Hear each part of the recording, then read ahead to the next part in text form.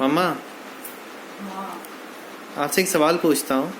मैं आपको 3 चॉइस देता हूँ। हाँ।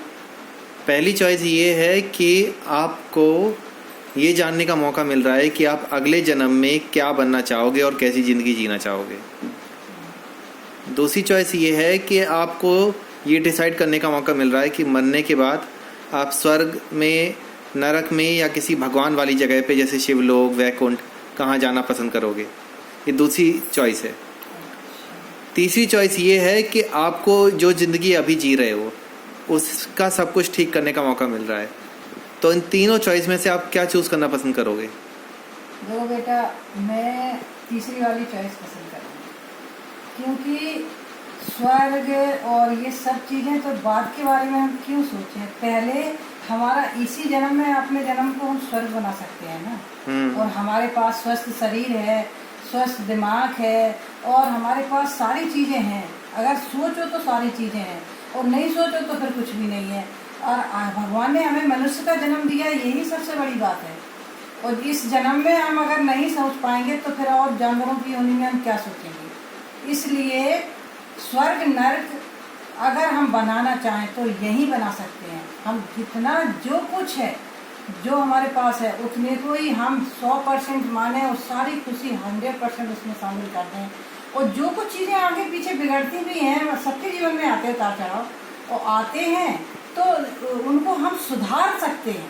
हमारे पास इतना बुद्धि विवेक होता है, मन की शांति होती है। ये नहीं कि हम उसके दूसरों को लेके सोचें कि उसके पास ये है, वो है, ये है, तो हम डिप्रेशन में चले जाएं। नहीं, हमारे पास जो है वो 100% है। और अगर 5% भी हमारे पास सही है तो 95% नहीं है, तो हम उस 5% में भी बहुत खुश रह सकते हैं, और हम 95 रिवर्स कर सकते हैं अगर अपनी सोच और अपनी बुद्धि और अपनी शांति के साथ उस चीज़ को सोचें। और सबसे बड़ी बात है कि आप परमात्मा के चरणों में समर्पण कर दें, तो आपको सब चीज़ें इतनी सरल और सही होने लगी। पहले इनके सामने समर्पण होकर के भी तो देखो एक बार।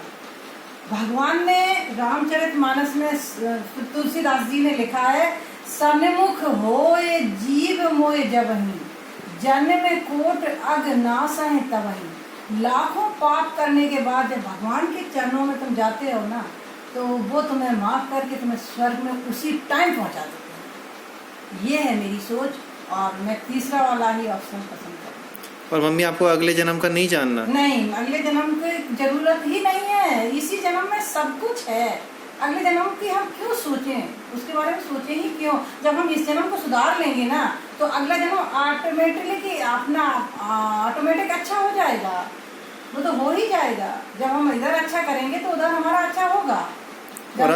और आपको ये नहीं जानना कि मरने के बाद आप स्वर्ग जाओगे, नरक जाओगे, या शिवलोक, वैकुंठ, गोलोक? वैकुंठ स्वर्ग का क्या है? स्वर्ग वैकुंठ सब यही तो है कि तुम्हें ऐसा लगता है वहाँ भगवान होंगे, सब कुछ है। अगर अपनी आत्मा में झांक के देखो तो आपके अंदर ही तुम्हें ईश्वर दिखाई देगा। पर तुम अपने आप को समर्पण करो। तो इंसान समर्पण ही नहीं करना चाहता। मेन प्रॉब्लम ये है कि अपने आप को समर्पण का भाव इनके प्रति रखो, तो अपने अंदर का ईश्वर से जुड़ जाओगे। तुम ध्यान करो, तुम शांत होके देखो, सबके लिए पॉजिटिव सोचो, अच्छी सोच रखोगे ना, तो परमात्मा तुम्हें अंदर देखने को मिल जाएगा। मतलब प्रैक्टिकली भी आपको इसी जन्म से मतलब है? हाँ बिल्कुल, इसी जन्म में स्वर्ग है, इसी जन्म में सब कुछ है। देखने की जरूरत है। इंसान देखता नहीं है, बस उसकी प्रॉब्लम यह है कि वो झांक के देखता नहीं है सच्चाई को। लेकिन मम्मा, अगर कुछ लोगों का ध्यान 24 घंटे मुश्किलों और प्रॉब्लम में रहता है कि इस जन्म में लाख प्रॉब्लम है, तभी तो वो स्वर्ग के बारे में या अगले जन्म के बारे में सोचते हैं। तो इस जन्म की प्रॉब्लम का क्या करें? इस जन्म की प्रॉब्लम इसी जन्म में ठीक कर सकते हो।